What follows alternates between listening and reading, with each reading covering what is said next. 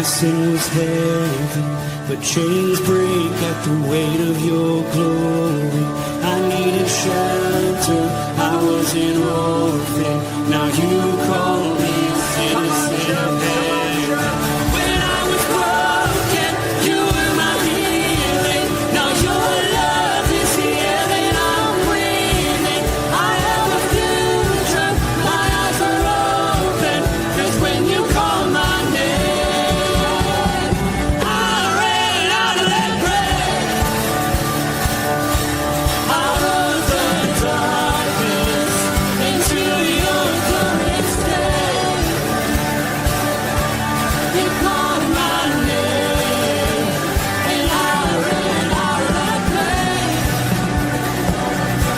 out of the darkness, into your glorious day.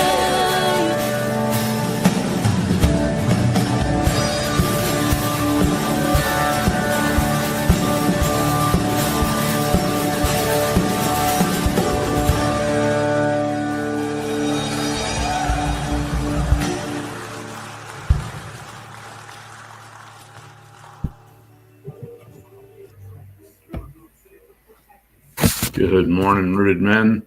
Matt Ryan from the Rooted Ministries. Pleasure to be with you this morning, this Friday. Strange little bed of fog here where we are, but it's going to be another beautiful day.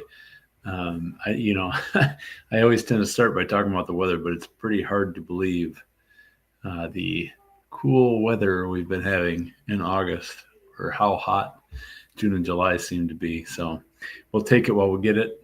I assume that means that September and October are going to be Saharan desert, hot and dry or something, because we got to make up for this, but enjoy it while it lasts.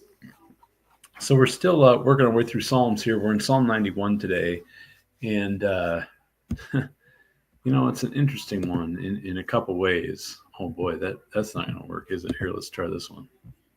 It's still not great, but okay. So Psalm 91 talks so much about the strength, the protection of God, the power of God, right? We think about different lines like, nothing formed against him shall stand, right? If God's for me, who can be against me? This comforting idea that in the face of all fear, of all enemies, of anything bad coming our way, we've got the ultimate power on our side. We've got, I think of it like, the classic bully situation. It makes me think back to the movie A Christmas Story that illustrates it well. I'm sure there's others, but that movie happens to be so similar to the town where I grew up, and watch it with my family and my dad's family. There's, there's 8 kids, and their experience was almost identical to the way that story rolls out. And so they would talk about the different guys who were the Scud Farkus of their day, right? The bully. And I think about the toady, so to speak, right? The little kid who, otherwise probably would have been the butt of bullying, or, would have been susceptible to getting beat up, but he's aligned himself with the big ostentatious bully in town, and he's his protector. He keeps him from trouble, and he can go out and be bold and say things that normally someone of his stature couldn't say. Now, of course, that's a little serious for what that movie brings us, but you think about the voice of confidence that comes from being a child of God, the things we can boldly proclaim, the things we can say that we don't necessarily have control over, but we're convinced that they're true, or convinced that they'll deliver, right? It's that same kind of mentality. We are given, because of who's on our side, we're given this opportunity to speak boldly, to proclaim, to go out into a world where we may be vulnerable or feel vulnerable, but because he protects us, because he's going to back us up, we can live quite boldly. So it's kind of the idea here that I just want to touch base on that, and I'll read through, and I don't know. I need some feedback from you guys. I tend to read, and I think we're not always reading these things, but I tend to be doing that. So if you don't think it's useful, if you're reading it ahead of time or whatever, give me some feedback and let me know that, and I'll stop doing this. But anyway, this one's kind of a long one. So whoever dwells in the shelter of the Most High will rest in the shadow of the Almighty. I will say of the Lord, he is my refuge and my fortress, my God in whom I trust. Surely he will save you from the fowler's snare and from the deadly pestilence. He will cover you with his feathers, and under his wings you will find refuge. His faithfulness will be your shield and rampart. You will not fear the terror of night, nor the arrow that flies by day, nor the pestilence that stalks in the darkness, nor the plague that destroys at midday. 1,000 may fall at your side, 10,000 at your right hand, but it will not come near you. You will only observe with your eyes and see the punishment of the wicked. If you say, the Lord is my refuge, and you make the Most High your dwelling, no harm will overtake you. No disaster will come near your tent. For he will command his angels concerning you to guard you in all your ways. They will lift you up in their hands so that you will not strike your foot against a stone. You will tread on the lion and the cobra.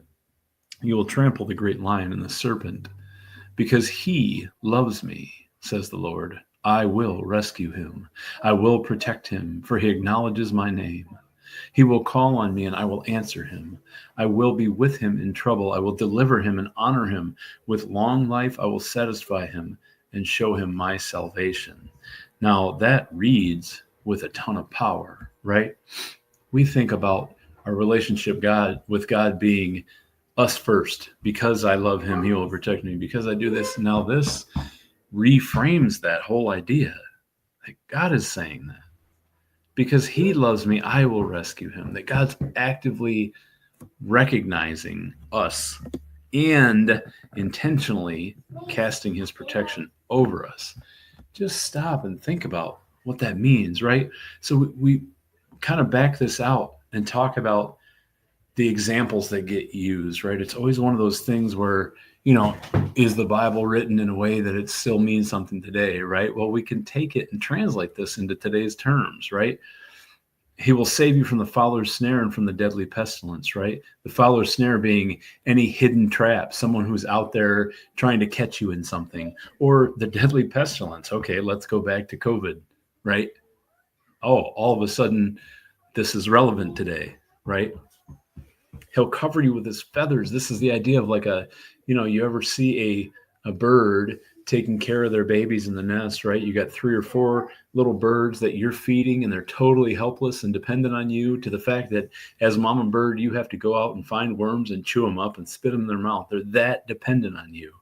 And any kind of danger comes from above, she'll cover you with her wings so that you are completely hidden from the enemy or from the threat, right? Think of that, how delicate that love is, to be totally self-sacrificial, that there's a animal above us, there's a predator up there, and I'm going to make myself bigger, more noticeable, in order to cover you and protect you and make you not noticeable at all, right? His faithfulness will be your shield and rampart, right? This idea that if you look at an old castle and you look at how it's built to protect, right? There's sentries whose job was to stand up there in the top, to stand in the windows and the turrets and be ready to fire on anything that comes, and be the ones who are exposed to danger on your behalf so that you can just carry on your normal business.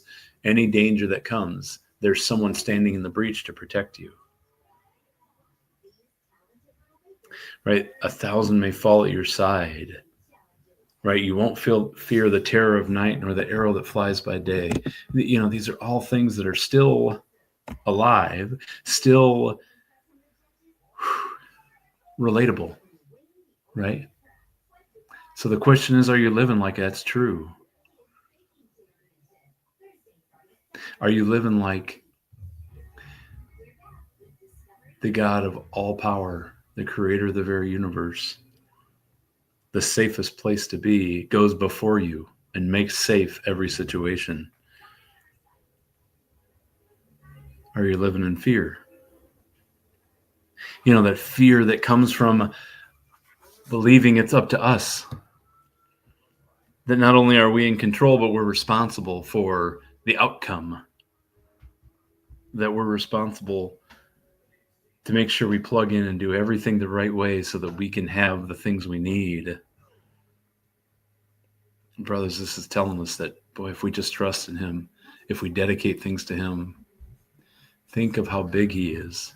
It's so hard for us to remember sometimes. It's so hard for us to stay in that picture, that image, that idea that he goes before us. He leads that path. He keeps us safe when we're vulnerable. He will always be your protector and be on your side. So live like it. Live like you have that protector. Live boldly. What does that mean for you? Probably lots of things.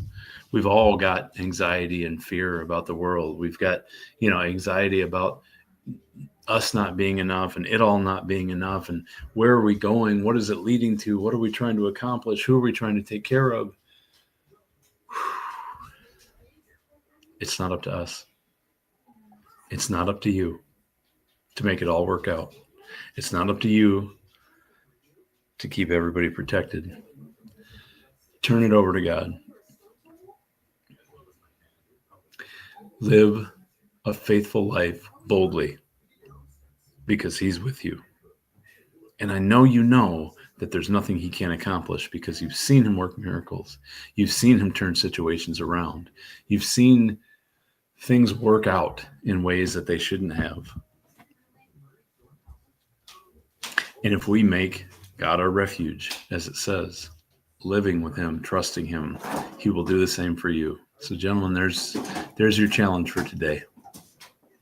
I hope that you get the opportunity to live boldly, and I'd love to hear about it. I'd love to hear about ways you're stepping in and ways you're moving past fears and not letting those voices keep you from being active and living the life you're created for and the life you deserve. I love you, gentlemen. I hope you have a great Friday and a great weekend. I'm going to wrap it up quick here. So let's carry that challenge with us this weekend. Let's make it a firmly rooted weekend, a firmly rooted day. And may someone see Jesus in us today.